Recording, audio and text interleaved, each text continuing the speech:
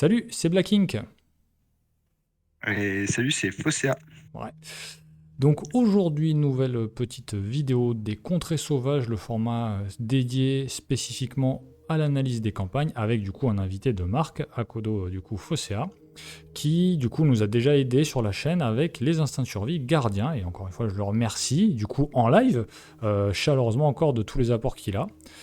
Fait et produit pour nous permettre de vous apporter du contenu de qualité avec les gardiens. Bon, sachant qu'il reste 2 vidéos encore à produire, hein. Il a fait les Hmm. runs avec Daniela et Nathaniel Shaw, mais j'ai pas encore eu le temps de m'en occuper.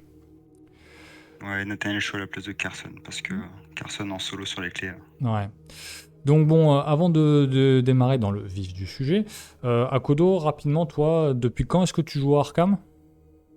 Moi, ça fait à peu près 3 ans. 3 ans à la fin, enfin, sortie du Covid, j'ai arrêté de jouer à la Légende des 5 Anneaux parce que j'avais plus de personnes et Hmm. j'ai récupéré une collection quasi complète à ce moment-là. Donc c'était tout ce qui était sorti jusqu'à la fin des Dévoreurs des Rêves. Et donc du coup, mon premier vrai cycle, hein, à la réflexion, mon premier vrai cycle, c'était Innsmouth, voilà. Ah.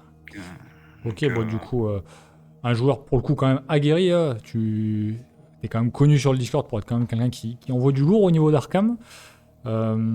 Du coup, en termes de campagne, Innsmouth, ça fait partie de tes campagnes préférées, pas trop? ouais, non, Innsmouth, c'est vraiment dans le top 3. Je- pour moi, le top du top, c'est Carcosa, parce que ça regroupe à peu près tout ce que j'aime dans le jeu. Et après, il y a Innsmouth et du coup, la toute dernière, les clés écarlates qui rentrent dedans, et un petit peu derrière le cercle brisé. Mais Mhm. Innsmouth a vraiment, pour moi, s'approche vraiment de Carcosa avec une bonne difficulté et un aspect très fluff, très ambiance, vraiment. Bon, du coup, vous l'aurez compris, si aujourd'hui Akodo est notre invité de marque, c'est parce que nous allons parler ni plus ni moins de la campagne d'Innsmouth, puisqu'on avait déjà fait Carcosa, et du coup, il y vient en renfort en tant qu'expert de cette campagne qu'on va pouvoir étudier du coup tous les deux. Alors pour ça, on va faire 3 parties. On va parler d'abord des spécificités de la campagne, une approche des scénarios un peu plus pointilleuse. Après, on va pas non plus détailler toutes les cartes rencontres, les ennemis, etc., même si on pourra un peu en parler. Mais c'est quand même l'idée de venir vous montrer quels sont les ressorts de chacun des scénarios et on va dire dans quelle cohérence ils s'inscrivent dans la campagne. Et à la fin, on poursuivra avec la traditionnelle proposition des investigateurs. Alors évidemment, du coup, là, je serai plus là pour animer et pour discuter un peu avec Akodo, avec tout ce qu'il envisage, tout ce qu'il pense de cette campagne et des investigateurs qui vont bien avec. On est parti? Allez, parfait. On se Allez. jette à l'eau. Alors sur les spécificités de la campagne, on peut dire que Innsmouth est quand même venu nous apporter plusieurs types de mécaniques assez novatrices au niveau du jeu. Et le premier élément caractéristique de la campagne qu'on avait vu lorsqu'il y a eu entre guillemets le coup de pub pour la campagne, c'est les fameux pions bénis maudits. Alors qu'est-ce que tu peux nous en dire? Les pions Benny Modi viennent complètement modifier le Chaos Bag. Ça à la fois change les statistiques, mais ça va aussi apporter, dans le cas des Benny, un bonus de +2 et le fait de repiocher donc un autre pion derrière, ce qui peut permettre de comboter avec d'autres cartes, avoir des interactions diverses comme Antique Fléau par exemple. Et à l'inverse, les pions maudits qui vont être un applicateur d'un malus de 2 et qui vont aussi pousser à piocher un autre pion et bon, qui interagissent avec un petit peu moins de cartes que les pions bénis, mais qui restent tout aussi intéressants et qui vont le devenir de plus en plus, on le sait, dans les prochains mois. Hmm. Euh, et en plus de ça, on a dans certains scénarios des interactions particulières avec les pions maudits notamment. Ouais, c'est vrai Donc il pour faut moi le qui dire. commence avec Innsmouth, c'est quand même très très très particulier parce que moi j'ai commencé avec cette modification du Chaos Bag directement, donc pour moi ça me semble plutôt normal. C'est vrai que voilà, il faut bien détacher les deux aspects. Les pions bénis maudits font partie intégrale des cartes joueurs avec des effets qui leur sont propres, mais néanmoins, dans la campagne d'Innsmouth, on retrouve certains scénarios qui jouent notamment sur les maudits pour venir accroître la difficulté de certains scénarios selon les embranchements et selon les choix qui auront été opérés. Alors effectivement, il y a, comme tu le disais, il y a une petite asymétrie entre guillemets entre les deux, dans le sens où, du ressenti global de la communauté, il me semble, les bénis sont quand même joués, alors pas partout, pas par tout le monde évidemment, mais c'est vrai que les maudits, sur ce cycle d'Innsmouth, on a senti qu'ils étaient un peu passés à côté de la cible, qu'il n'y avait pas eu vraiment de combinaison, de cohérence particulière, là où les pions bénis, avec notamment le Père Mathéo, avec la bénédiction d'Isis, on avait quand même quelque chose d'assez solide. Oui, et même avec l'investigatrice, du coup, Sœur Marie, qui est sortie avec ce cycle-là. Tout à fait. C'est vrai qu'on n'a pas eu d'investigateur pour l'instant qui joue pleinement sur le maudit. Autre du coup aspect novateur de la campagne qu'on avait entreaperçu dans la campagne du Cercle Brisé, c'est la mécanique qui tourne autour des clés. Ouais, effectivement, la mécanique des clés, de souvenir, il y en a 7, il me semble, donc des clés de couleur, et qui vont être attachées soit à des lieux, soit à des ennemis, qui ne vont pas avoir d'effet intrinsèque. Hein. C'est pas parce qu'on a la clé rouge qu'on va gagner un bonus de caractéristiques, par exemple, mais qui vont, tout au long de la campagne, et on va y venir ensuite, je pense, nous permettre de débloquer des flashbacks ou apporter des effets en jeu directement. Concernant soit des objets, des reliques, des fins, ou des embranchements, quoi. Un point que moi j'avais beaucoup aimé sur cette campagne, c'est que, bon, le matériel de la campagne, voilà, c'est ce genre de clés, c'est des petits pions en carton qu'on connaît tous, mais c'est vrai qu'il y a un descriptif lié à chaque scénario à chaque fois, et ça met quand même vachement dans l'ambiance. Parfois on cherche un truc dans des entrailles de poisson pourri, parfois c'est une espèce de petite relique qu'on trouve dans une jarre. Je trouve que en termes de fluff, en termes de mise en ambiance, ils sont quand même allés chercher assez loin. Et c'est pas des pavés de texte comme on a pu avoir sur, par exemple, Aux confins de l'Enterre. C'est quelque chose de subtil, efficace, et qui voilà, nous apporte un petit plus au fur et à mesure du scénario, parce qu'on n'a jamais deux fois, évidemment, la même correspondance en matière de clés. Et même par rapport à ça, il y a toujours un lien entre la clé qu'on a, l'objet, le descriptif, et la conséquence que ça peut avoir sur le scénario. Et ça, je trouve que c'est vraiment très bien trouvé, quoi. Ouais, c'est vrai que on va dire que c'est un travail très, très fin, très subtil.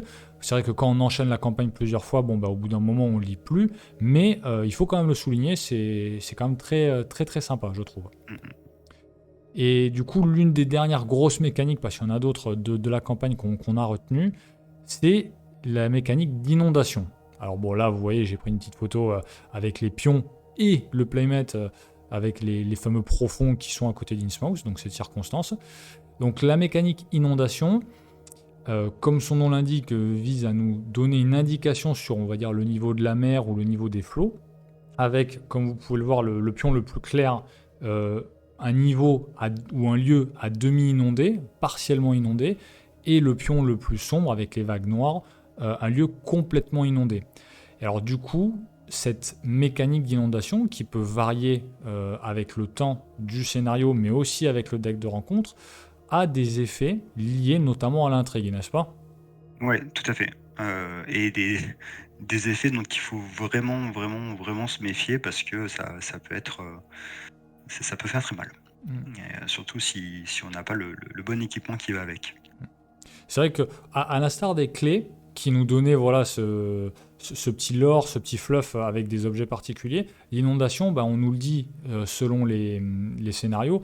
Si jamais vous êtes dans un lieu complètement inondé et que vous finissez dans le lieu complètement inondé, bah, vous prenez tant de dégâts. On joue bien, encore une fois, là-dessus, sur cette sensation d'asphyxie, cette oppression de par bah, voilà, la mer, l'océan qui vient remplir les trucs. Donc c'est vrai que c'est quand même très sympa, encore une fois, en matière d'environnement, d'ambiance de la campagne, ça nous met quand même un peu la pression.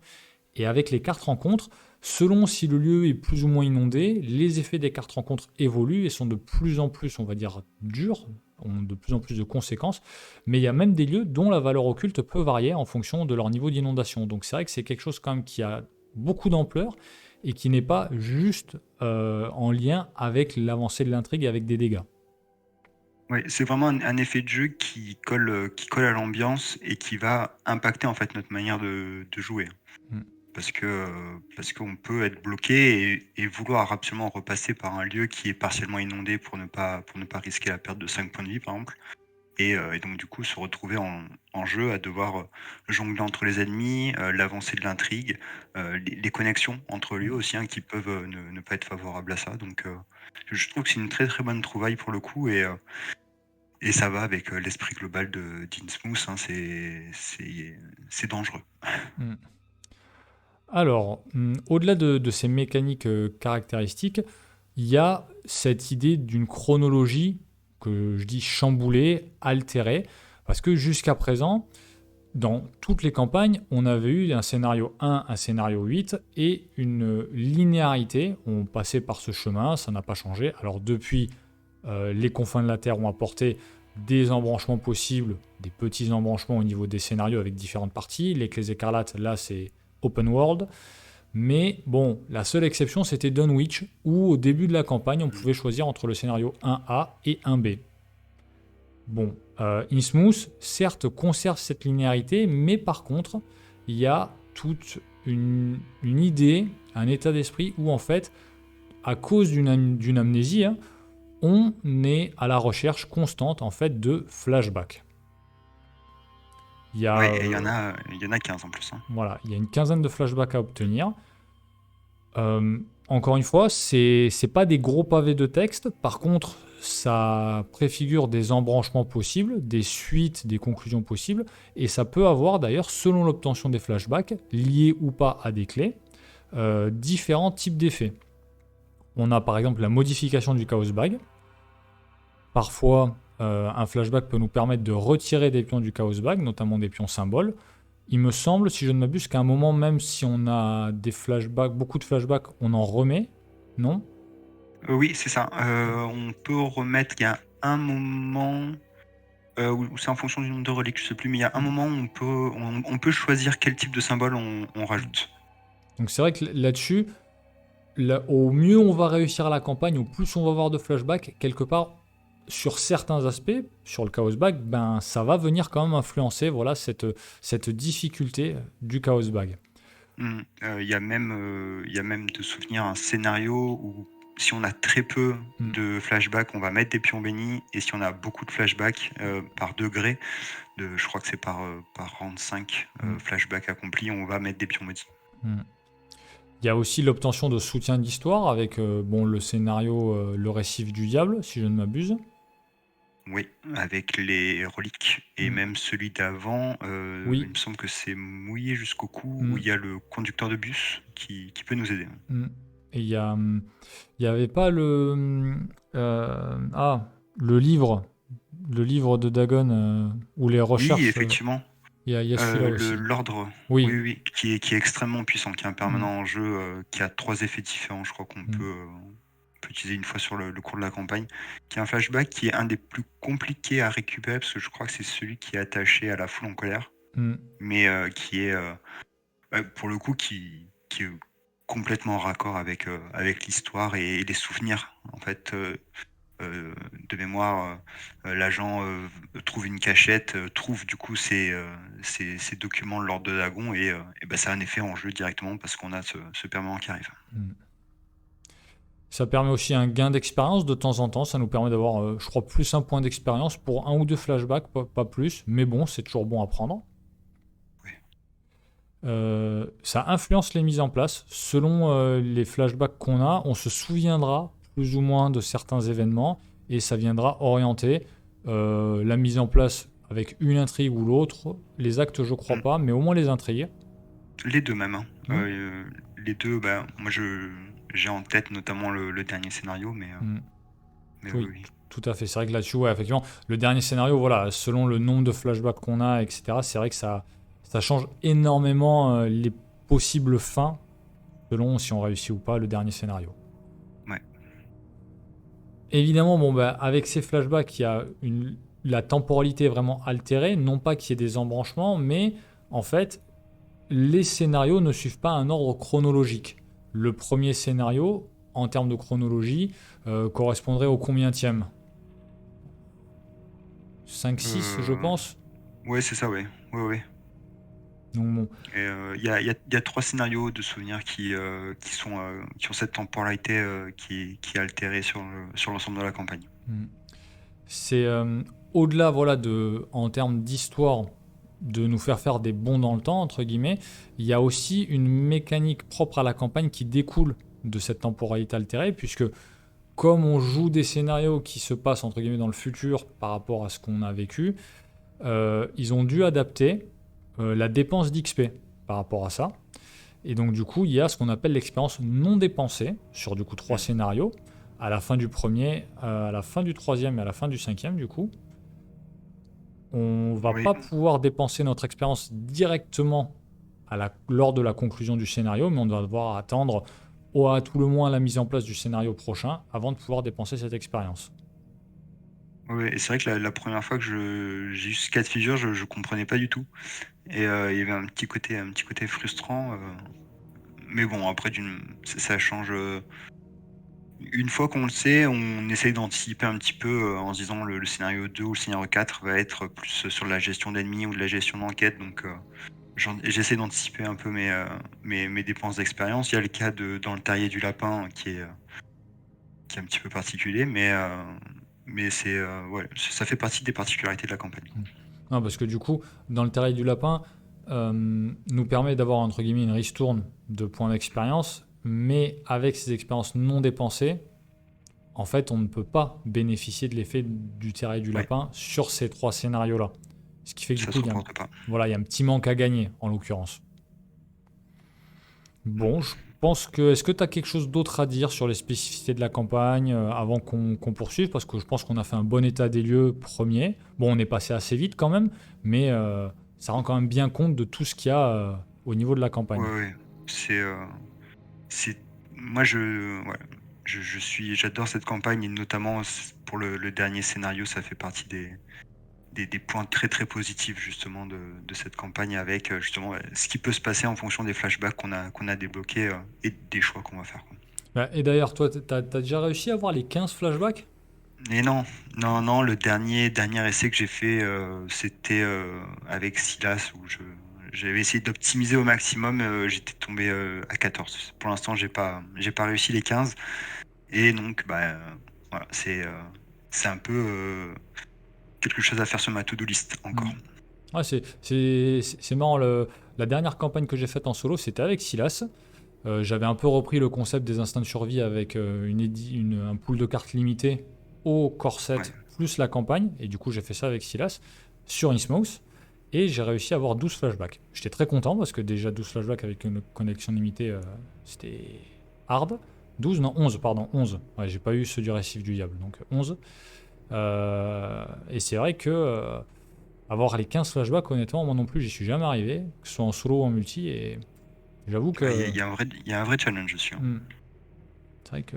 Et je saurais pas dire si c'est plus facile d'y arriver à 3 ou tout seul. J'arrive pas trop à me situer, mais c'est vrai qu'en tout cas en solo, moi typiquement, avoir celui justement de la foule en colère sur mouillé jusqu'au cou, j'y suis arrivé pour la première fois avec ce Silas là la dernière Mm. fois, mais c'était la première fois quoi. Ouais, je sais pas si.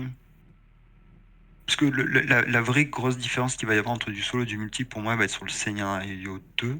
Mais c'est vrai que comme la foule en colère elle a un Mm. nombre de points de vie pardon, qui dépend du nombre d'investigateurs, c'est pas forcément plus simple en multi qu'en solo. Donc, Bon voilà. Si jamais l'un ouais. d'entre vous a réussi à avoir les 15 flashbacks, qu'il le dise en commentaire, et franchement bravo, parce que Ouais. c'est vraiment un trophée ou un succès qui est vraiment pas donné à tout le monde. Ouais, chapeau, hein, franchement. Alors, ah oui, si, la campagne Ouais. agressive. C'est vrai que j'avais oublié un peu cet aspect-là qui bah, fait un peu écho à l'illustration qu'on utilise pour les contrées sauvages, à la civilisation oubliée, qui est aussi connue pour être une des campagnes les plus agressives. Alors, par campagne agressive, qu'est-ce qu'on entend? Les effets d'engagement des ennemis, déjà.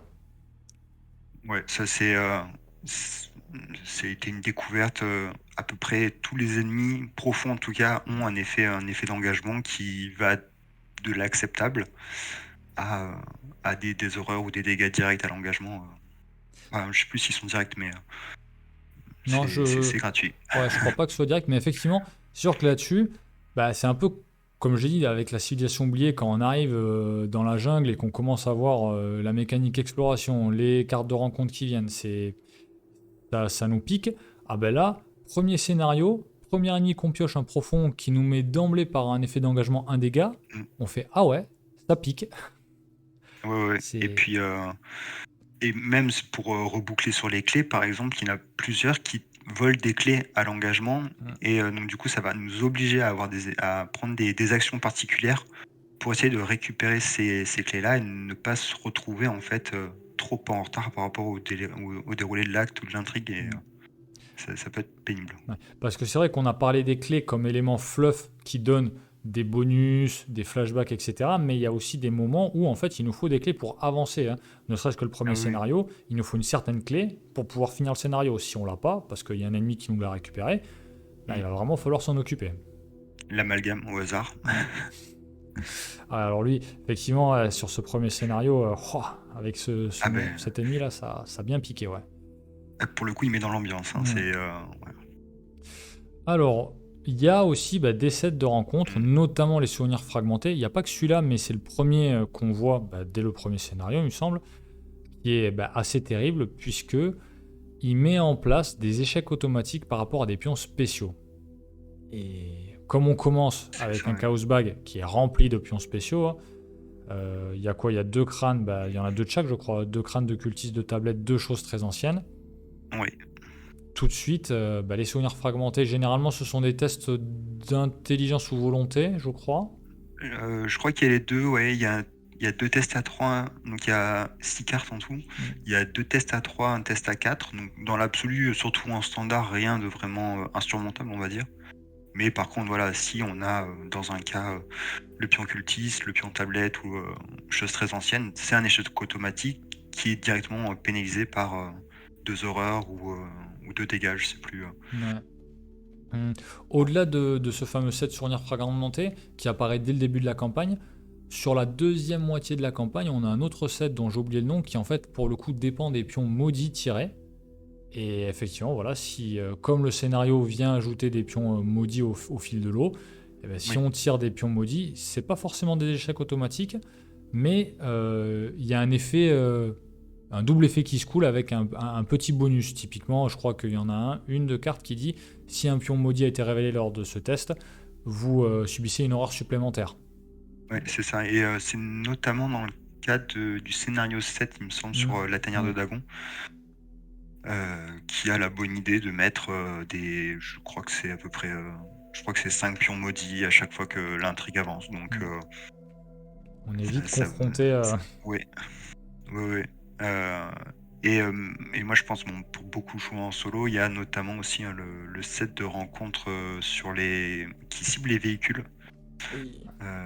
Je sais pas si tu vois, il y en a notamment une carte qui bloque le véhicule. Donc, Oui.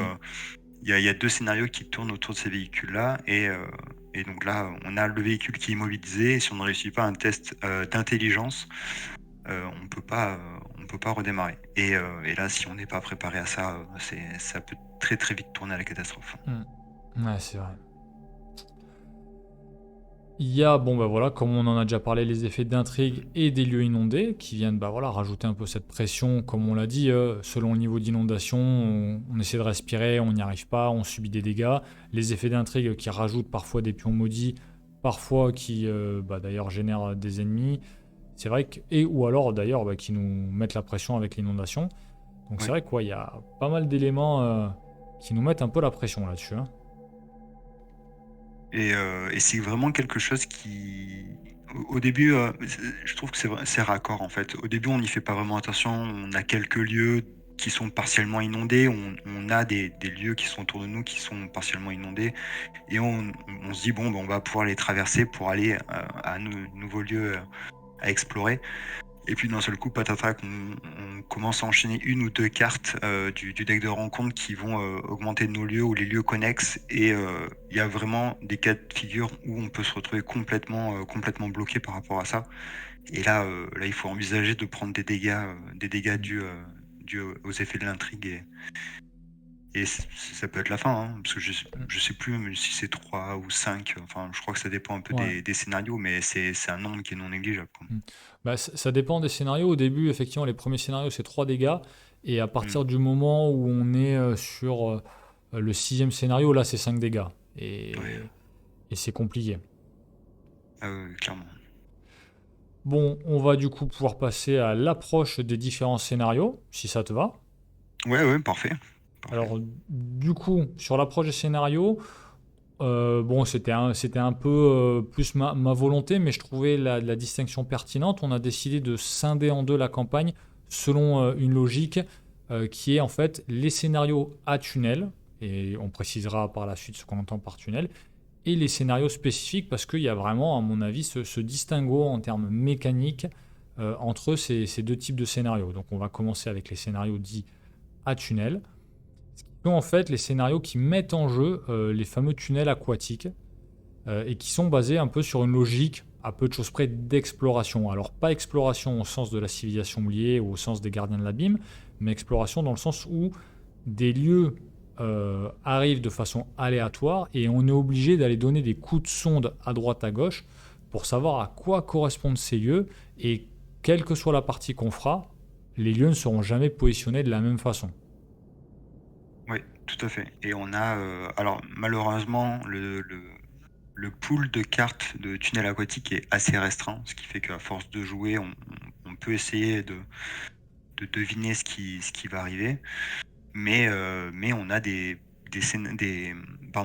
lieux qui vont rejoindre ce pool de cartes spécifiques à chacun des scénarios qui vont apporter de la complexité ou justement un caractère un peu spécifique à chacun de ces scénarios-là.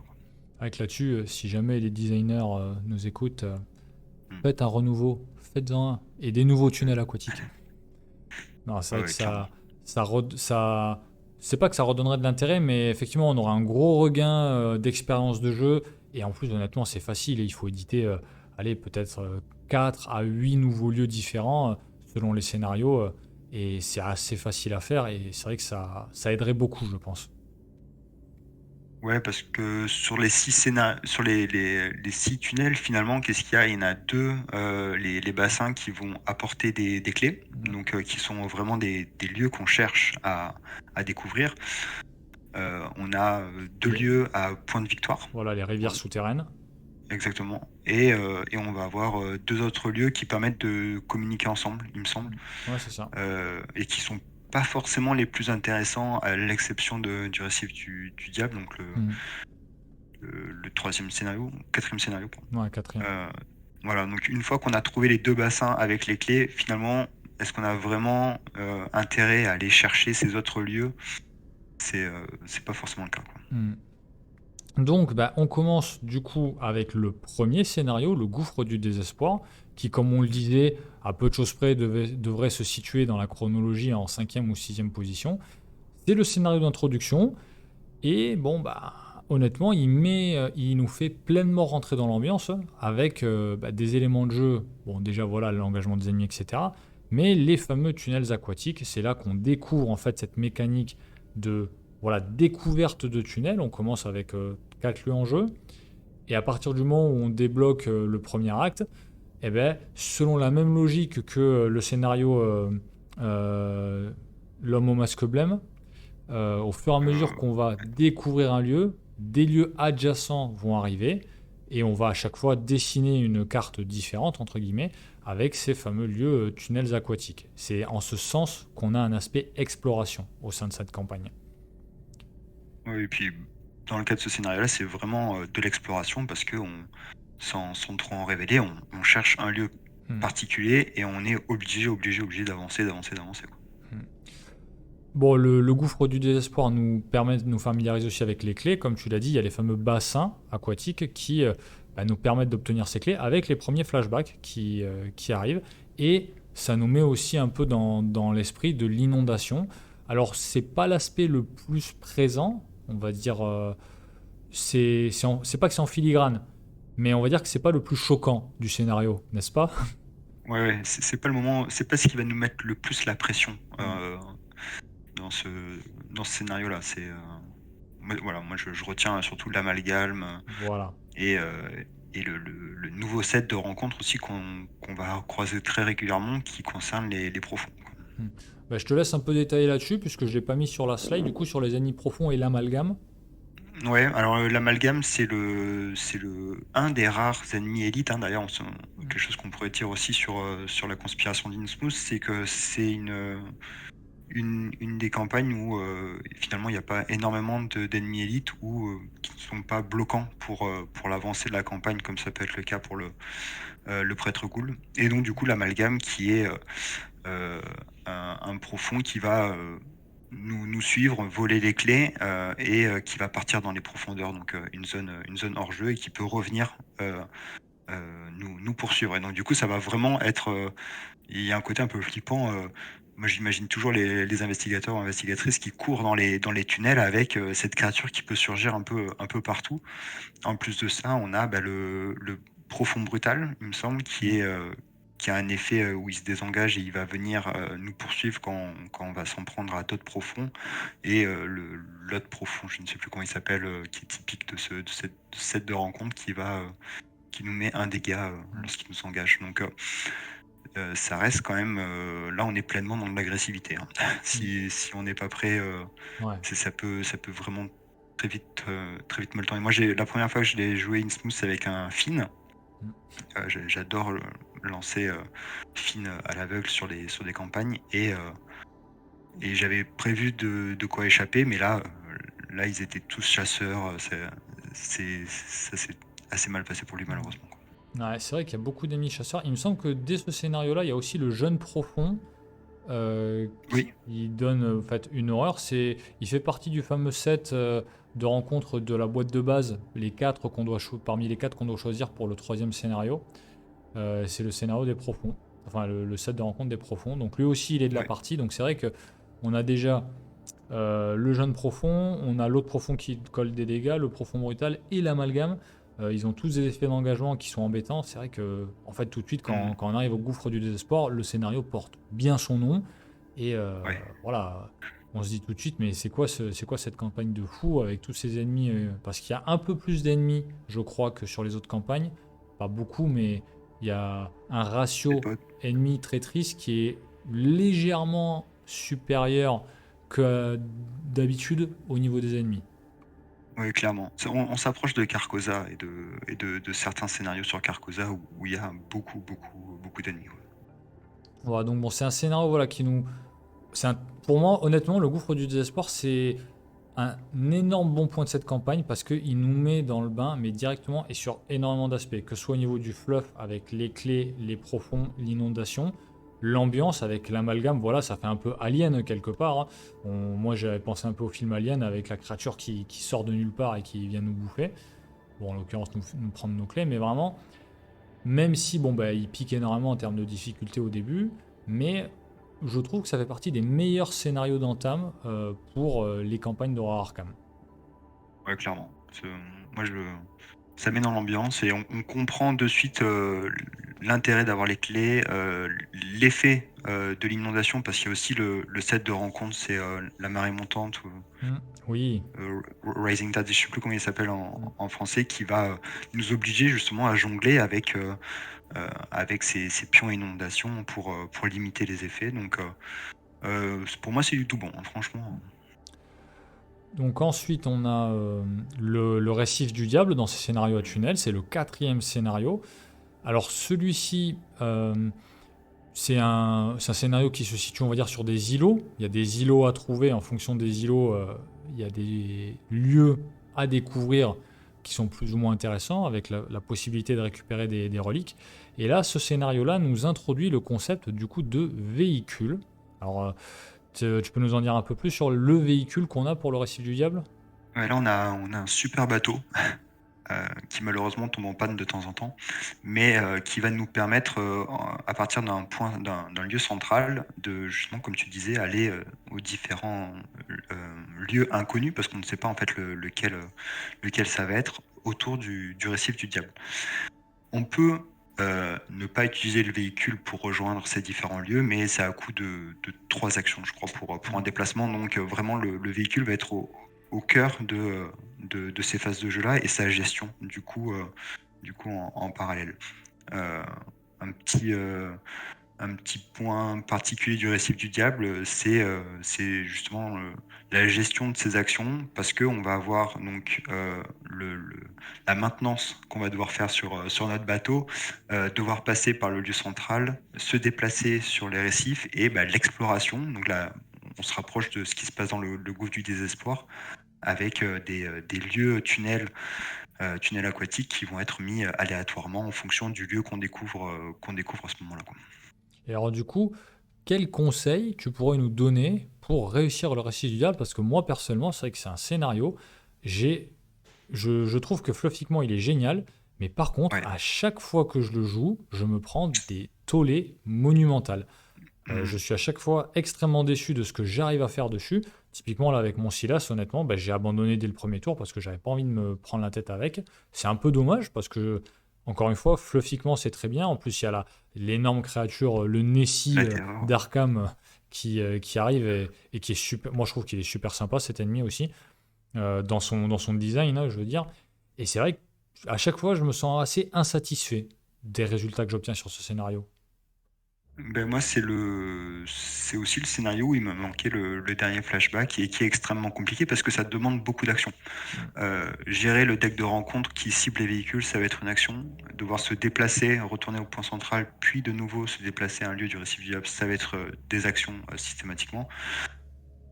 En solo, en solo, on peut même pas profiter des tunnels aquatiques qui vont nous Ouais. permettre. Faut vraiment imaginer le récif du diable comme des pôles qui peuvent communiquer entre eux par des tunnels aquatiques qui sont reliés, mais du coup, en partant et en commençant à explorer un autre pôle des récifs du diable, on va y laisser le véhicule, ce qui va nous obliger à y revenir. Donc Mm. c'est pas la bonne solution. Autre particularité, c'est que pour débloquer des flashbacks, il nous faut certaines clés, et les clés ne sont pas dans le regroupement de tunnels aquatiques ou de lieux du récif du diable qu'on peut avoir. Donc, d'une manière générale, le meilleur moyen de gérer le récif du diable, c'est avoir une grande mobilité et justement pour arriver à retourner sur les lieux qu'on a déjà visités avec les clés qu'on va avoir débloquées sur les différents pôles par la suite. Ouais, clairement, il faut s'appeler Luke Robinson, quoi. Ouais, Luc et ou le pendentif de l'arène. Moi, Mm. je l'avais réussi avec le pendentif justement exprès pour ça. Ok. Ensuite, on a ce bloc avec les 3 derniers scénarios qui, Mm. pour moi, obéissent un peu à la même logique. Alors, il y a des différences entre les trois, évidemment, c'est pas 3 fois le même scénario, mais on a tous les premiers éléments de la campagne sont en place et en fait, c'est un recyclage en fait de cette fameuse mécanique des tunnels aquatiques avec différents niveaux, différentes explorations qui nous amènent à réussir plus ou moins les scénarios. C'est ça. Et c'est une continuité, hein. Moi, si je peux vous le conseiller, c'est le jouer d'un seul et même bloc, hein, les trois d'une fois. Parce que on a vraiment le côté. Ça va de pire en pire, quoi. Mm. Et jusqu'à dans le Maelstrom, on peut avoir des configurations de début de scénario en fonction de ce qu'on a fait précédemment dans la campagne qui peuvent être très très compliquées, quoi. Ouais. Ouais, Mais voilà, ça va toujours être de l'exploration, de l'exploration. C'est vrai que il y a un côté un peu redondant par contre. Mm. Ouais, c'est ce que j'allais dire. C'est un peu le petit coup de moins bien. Moi, j'aime beaucoup cette campagne, mais voilà, le petit coup de moins bien, c'est cet enchaînement de 3 scénarios qui sont similaires, ou en tout cas qui reposent sur des mêmes bases. Alors que, en fait, jusqu'ici, la campagne nous proposait une très belle diversité de scénarios. Et c'est vrai quoi, moi, c'est notamment au niveau du 7e scénario, la tanière de Dagon. C'est un peu le deuxième scénario. On va dire, c'est le scénario que je trouve un peu faible dans la campagne. Parce que je me serais attendu à ce qu'il apporte un petit plus par rapport à une lueur dans le brouillard. Et finalement, j'ai au-delà de cette fameuse, de ce fameux focus sur les pions maudits qu'on peut avoir Mm. dedans, c'est vrai que bon, je trouvais ça un peu dommage. Et il est monté un peu bizarrement parce qu'il est en deux parties. Et la première partie, elle est un petit peu anecdotique. Moi, elle me fait penser à ce scénario 2 des Dévoreurs de rêves où il faut monter dans la maison, puis Mhm. ensuite repartir, et puis ensuite on a l'escalier infini. Là, c'est un petit peu pareil. Et puis, je trouve que l'utilisation des clés est plutôt mal dosée Mhm. dans dans ce scénario-là. Et puis, il y a un petit côté frustrant aussi à la fin Mhm. parce qu'on a des lieux qui sont attirés aléatoirement. Et donc, du coup, Mhm. pour arriver à la fin dans le Maelstrom, ça peut dépendre du hasard aussi. Ouais. C'est vrai que le fait qu'il y ait des lieux au hasard, dans le gouffre du désexport, ça nous désoriente, c'est super sympa. Dans le récif du diable, ben, on comprend bien le fait que on Mm. doit partir sur des îlots différents, trouver des lieux, etc. C'est cool. Mais c'est vrai que les trois autres scénarios, ben, comme tu dis, il y a un peu deux parties. La lueur dans le brouillard, on est dans le phare, puis on est dans les grottes en dessous. La tanière, on est au niveau du bâtiment, puis ensuite on descend dans les grottes. Et dans le Ouais. Maelstrom, bon, on commence dans les grottes et on finit dans les sanctuaires. Mais c'est vrai qu'ils sont construits de façon un peu similaire. Et c'est vrai que ben, on se dit c'est quand même dommage de ne pas avoir poussé dans une autre direction. Euh, ouais, j'avais l'impression que c'était un peu par facilité qu'ils ont fait ça. Moi, je suis d'accord. Bah, c'est surtout qu'on enchaîne dans les 5 premiers scénarios, il y a vraiment des scénarios signatures, je trouve. Hmm, On peut donner un mot-clé et de suite, on sait de quel scénario il ouais, s'agit. Euh, dans le Maelstrom, pour moi, fait partie des meilleurs derniers scénarios d'Arkham. Ce qui est un peu hmm, le point faible d'Arkham, je trouve, c'est que souvent le hmm, dernier scénario est pas bon. hmm, Dans le Maelstrom, pour moi, il fait partie des meilleurs. Mais c'est vrai que bon, une lueur, puis pour peu qu'on se finisse capturer dans une lueur dans le brouillard, hmm. Ouais, ça fait mal ça. c'est ouais, ouais, et puis c'est lourd quoi. Hmm. C'est vrai que une lueur dans le brouillard, du coup, il y a cette mécanique de capture où en fait on a un ennemi au zéro smash qui peut nous capturer ou pas avec le deck rencontre ou lui directement. Et c'est vrai que la partie change complètement si on se fait capturer ou pas. C'est Ah, puis incroyable. Avec mon Silas, la dernière fois, je me suis pas fait capturer tout du long de la partie et c'était super plaisant. Et alors, je me rappelle d'une partie avec Psy où on était en duo. Ouah, c'était apocalyptique ah bah moi j'ai la même sensation qu'une camisole qui tombe au mauvais moment dans dans l'asile. l'hôpital psychiatrique. Ouais. C'est et c'est dommage parce que en soi c'est bien trouvé, mais c'est mal amené. Mm. Voilà, il y a être capturé par Marche qui nous poursuit, ok, mais les événements du deck rencontre qui sont purement de l'aléatoire, puis c'est ultra violent. Être capturé, on perd les clés, on perd ses soutiens, il faut sortir d'un endroit, faire des tests, enfin c'est Ouais, ouais, c'est vrai. C'est vrai que c'est voilà. vraiment très lourd. Ils auraient peut-être pu alléger un peu le truc, quoi. C'est vrai que. Mm. Et ou apporter quelque chose de particulier à la tanière de Dagon, et pas Mm, simplement une exploration mm, qui va mélanger les deux lieux spécifiques de la tanière de mm. Dagon et les tunnels, voilà, pour Ouais, mettre en valeur les clés qu'on avait récupérées avant, quoi. ok. Bon, du coup, on va passer au deuxième bloc, c'est-à-dire les scénarios un peu spécifiques ou signatures, effectivement, parce que là, bah, comme tu le dis, il y a quand même trois scénarios. Trois, c'est ça? Il y a Ouais, eu- c'est ça. Trois. Ouais, Ouais, il y a trois. du très bon. Franchement, ouais, sur ces scénarios-là, les designers, pour moi, ils ont été excellents, hein. Et on va commencer du coup par le deuxième scénario de la campagne. C'est la disparition d'Elina Harper, l'agent qu'on est censé aller secourir, avec le fameux Cluedo d'Horreur à Arkham.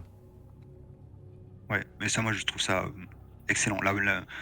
La création du deck piste, et puis la gestion des lieux, l'avancée, les choix qu'on va avoir au cours du scénario. Est-ce qu'on prend plutôt des suspects? Est-ce qu'on prend des lieux qui peuvent être des cachettes?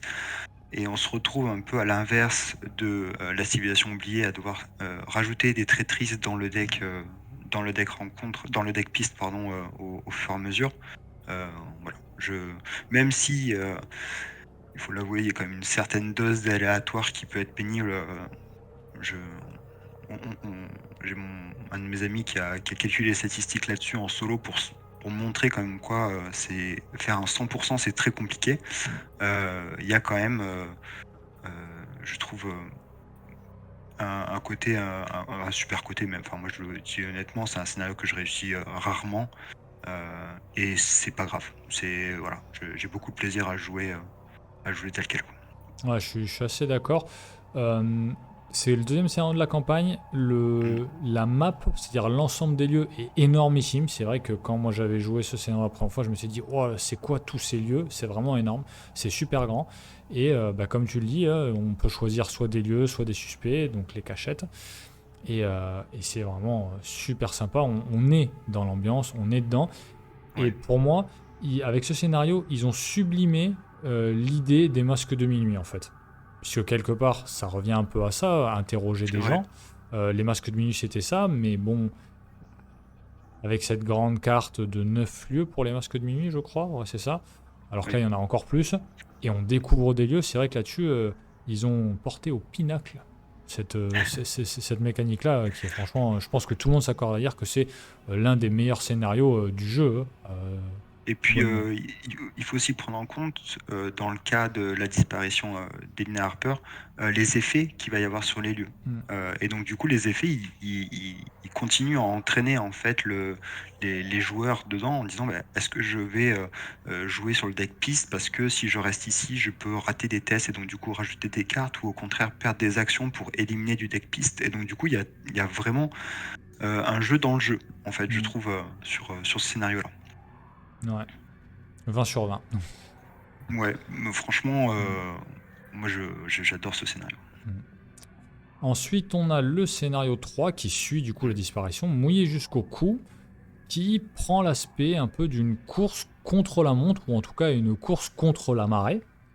Ouais, Puisque, tout à fait. en gros, une fois qu'on a découvert en fait le suspect, c'est la suite vraiment directe. Une fois qu'on a découvert le suspect, qu'on l'a géré, ben en fait, la marée monte de façon, on va dire, anormale et est en train de tout envahir. Et donc, il s'agit de prendre ses jambes à son cou pour quitter la ville qui est semée d'embûches ou de barricades et qui nous empêche en fait de partir aussi vite qu'on le souhaiterait. Et, euh, et on a aussi la course avec du coup la foule, le shogot, les ennemis. Mm. Et pour des joueurs ou joueuses qui ont l'habitude de jouer sur l'esquive, bah, c'est extrêmement compliqué parce que bah, on a une difficulté supplémentaire, comme tu disais, qui vont être les barricades. Et donc du coup, il y a, je pense, plein de manières de jouer différentes. Est-ce qu'on veut aller directement vers la sortie, donc du coup on va avoir tendance à casser les barricades pour arriver à fuir, je sais plus comment il fuit avec le bus il me semble, ou est-ce que bah, on va plutôt avoir un côté un peu joueur, un peu greedy, on va vouloir débloquer un maximum de flashbacks et donc du coup on va faire tout le tour un peu comme dans un Mm. labyrinthe. Voilà, moi je trouve que c'est super intéressant, c'est Mm. vraiment super intéressant. Ouais, donc clairement, c'est vrai que c'est un autre scénario qui est vraiment très bien construit. Alors, il y a un set de rencontres dont j'ai oublié le nom, mais qui est propre à ce scénario, qui en fait joue sur le coup des barricades ou qui vient nous déplacer pour nous, pas nous ramener au point de départ, mais nous déplacer de plusieurs colonnes. Ah, C'est ça. qu'est-ce que c'est ces traîtrises-là, quand on les voit arriver, c'est terrible. On n'a qu'une envie, c'est d'avoir un sort de protection dans la main pour les éviter. Et ça Eh donne, oui. encore une fois, cet aspect de campagne agressive qui nous vaut du mal, clairement, et qui nous n'y laisse aucun répit, quoi. Et ça, c'est super sympa. Ouais, parce qu'en plus, pour enlever les barricades, il faut généralement dépenser des indices, et donc du coup, le nombre d'indices disponibles est restreint, et donc on a d'autres effets qui peuvent enlever des barricades, mais lorsqu'on est reculé d'une ou deux colonnes en direction de la mer, qu'on se retrouve soit avec des ennemis, soit dans un lieu qui est complètement inondé, euh, généralement, c'est le moment où on se dit, alors, comment est-ce que je fais pour y aller directement? Parce que là, je vais devoir gérer beaucoup trop de choses et ça va être compliqué. Et donc du coup, on se retrouve acculé dans dans le scénario, quoi. Ok. Bon, du coup, le dernier scénario spécifique et pas des moindres, c'est Mm. Horreur à toute vitesse. Alors, c'est un scénario linéaire dans sa conception, qui n'est pas sans rappeler l'Express du comté des sexes, mais qui, à l'instar de la disparition d'Elina Harper, vient nous amener un pas, one step further, ou alors un pas plus loin encore dans le design de ces scénarios, avec une amélioration notable. C'est bon, la course-poursuite avec les ennemis qui sont aussi dans des véhicules, puisqu'on reprend le concept de véhicule. Au scénario 4, on avait un bateau, là on est en voiture. Et c'est assez marrant d'ailleurs de voir que si on joue à 4, on a deux voitures différentes, la voiture de Elina et la voiture de Thomas, je crois qu'il s'appelle. C'est ça, ouais, de Thomas. Donc c'est assez rigolo. Et donc cette course-poursuite linéaire, en fait, il y a un deck route qui peut venir nous faire des longs détours ou pas.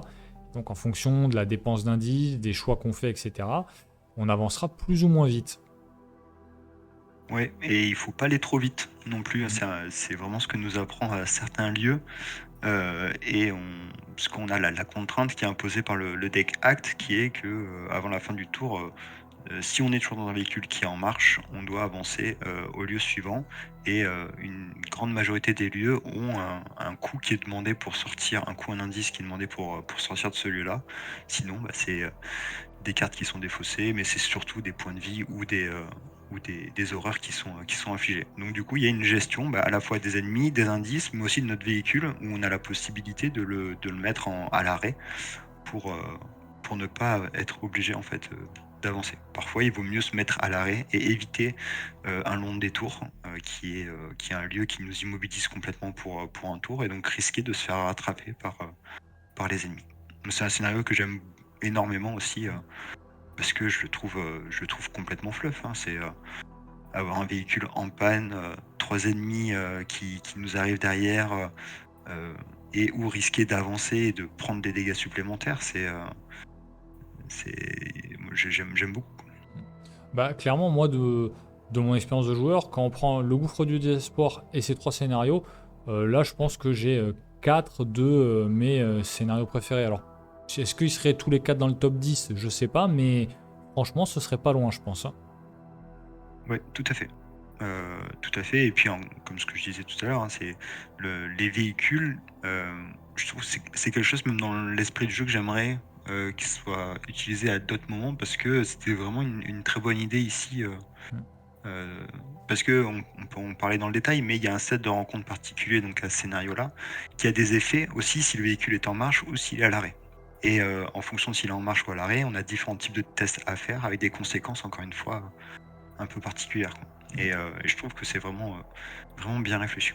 C'est vrai que maintenant que tu dis, je m'étais fait la remarque quand j'avais fini Innsmouth 2 ou 3 fois, et avant que les confins de la Terre soient parus, je m'étais dit, ah bah, on va dans les montagnes, ils vont nous ressortir un truc véhicule avec les traîneaux. Je m'étais dit, Ouais. ils vont nous sortir un truc, surtout qu'on nous avait leaké, enfin spoilé les chiens de traîneaux. Je m'étais dit, oh bah là, obligé en fait, à un moment, on va y avoir une expédition dans la montagne et il va falloir gérer un traîneau, peut-être le ravitailler, peut-être le réparer. Et je m'étais dit que ça pouvait être voilà, un élément qui reviendrait un peu plus fréquemment dans les campagnes et qui serait très intéressant en effet. Moi, je m'y attendais avec la partenaire mécanicienne. Hmm, ouais, pour l'avion. Bon, Hmm, ouais, ça n'a pas été repris. hmm, C'est pas le plus gros problème de cette campagne, mais dans le futur, voilà, hmm, si on peut retrouver ces cartes véhicules et jouer autour, je trouve que ce serait vraiment une bonne idée, quoi. hmm. Bon, ça fait déjà quasiment 1 heure de vidéo, donc je te propose qu'on fasse une pause et qu'on dissocie du coup la dernière partie avec la présentation des investigateurs du coup pour un autre épisode. Ça nous permettra de faire 2 vidéos. Allez, Euh, parfait. et du coup, comme ça, on n'entachera en rien la qualité de nos observations. On n'essaiera pas de rusher la partie sur les investigateurs qui, à ma connaissance, reste la partie, on va dire, la plus demandée de la part notamment des nouveaux joueurs. Oui, et puis il y a de quoi faire justement avec Mm. toutes les spécificités qu'on a données sur cette campagne, la conspiration d'Innsmouth. Et ouais, c'est peut-être mieux qu'on fasse une deuxième vidéo. Allez. Bon, quoi qu'il en soit, vous l'aurez compris, la Innsmouth, tous les deux, on aime beaucoup cette campagne, même si moi je ne l'ai pas joué tant que ça finalement, parce que il y a quand même beaucoup de campagnes aujourd'hui, hein. Mais c'est vrai que c'est une campagne qui est richissime au niveau de ses scénarios, très diversifiée, si ce n'est voilà, le petit bémol sur les 3 derniers qui peuvent paraître un peu redondants. C'est une campagne qui permet un véritable défi en matière de flashback, puisque voilà, des joueurs assez expérimentés comme nous n'avons toujours pas réussi à avoir toutes les fins possibles de la campagne. Là où par exemple moi les clés écarlates, j'ai réussi sauf une à avoir toutes les fins. C'est vrai qu'on se dit, il y a quand même de quoi faire encore sur Innsmouth et un renouveau serait quand même énormément bien accueilli par toute la communauté du jeu à mon avis, hein. Ouais, ouais. Et alors il y a une version fan-made du renouveau qui apporte des choses qui sont très intéressantes. Mais s'il vous plaît, FFG, sortez-nous un renouveau d'Innsmouth. C'est déjà une excellente campagne et ça peut que la magnifier, quoi. Bon, eh bien, très bien, on en reste là pour aujourd'hui. Du coup, n'hésitez pas à commenter, partager, nous indiquer aussi votre expérience de jeu avec Innsmouth, parce que c'est un peu l'objet de ce genre de vidéo et on sera ravis de vous lire. Euh, un petit mot pour la fin, Akodo? Moi, j'attends de voir si quelqu'un a réussi ses flashbacks et votre ressenti sur le dernier scénario, le final, en particulier. Qu'est-ce qu'est-ce que ça vous a fait lorsque vous avez retourné l'acte et que vous vous êtes rendu compte qu'il y avait une fin possible, une Mm. suite éventuellement? Moi, voilà, moi ça m'a Mm. je me suis vraiment dit: «Il va falloir que je la rejoue parce que je viens de faire cette découverte-là» et Mm. voilà, à vous de nous dire, qu'est-ce que vous en pensez? Bon, eh ben, allez, merci à tous d'avoir regardé cette vidéo et puis d'ici à la prochaine, je vous souhaite de bonnes parties. Au revoir. Ciao, ciao.